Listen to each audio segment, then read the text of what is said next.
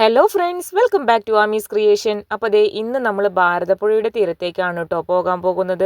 സത്യത്തിൽ നമ്മളിന്ന് ഭാരതപ്പുഴയിലേക്ക് ഇറങ്ങിയതല്ല. ഞാൻ മുന്നൊരു വീഡിയോ ഇട്ടിട്ടുണ്ടായിരുന്നില്ലേ അസുരൻകുണ്ട് ഡാമിലേക്ക് പോകുന്നത്.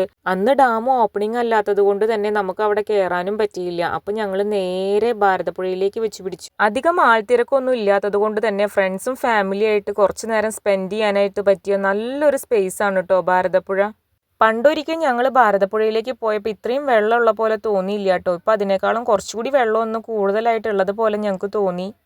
കേരളത്തിലെ തന്നെ രണ്ടാമത്തെ നീളം കൂടിയ നദിയായ ഭാരതപ്പുഴ നിള എന്ന പേരിലും അറിയപ്പെടുന്നുണ്ട്.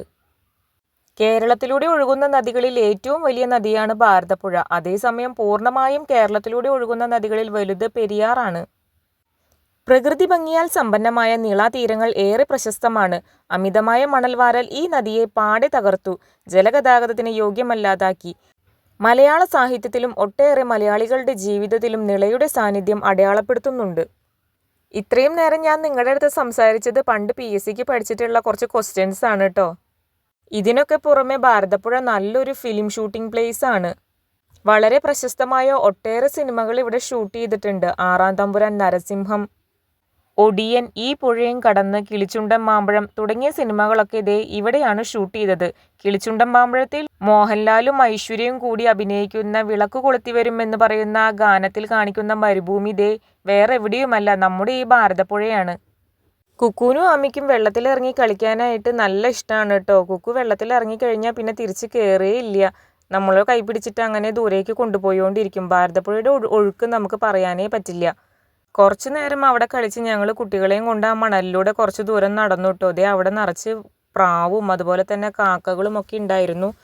ഞങ്ങൾ വരുന്ന സമയത്ത് അവിടെ കുറേ പേര് ബെയിലിയൊക്കെ ഇട്ടിട്ട് പോകുന്നുണ്ടായിരുന്നു കേട്ടോ. അപ്പോൾ അതൊക്കെ കൊത്തി തിന്നാൻ വേണ്ടി വന്ന കാക്കകളും അതുപോലെ തന്നെ പ്രാവുകളൊക്കെയാണ് അവിടെ കണ്ടത്.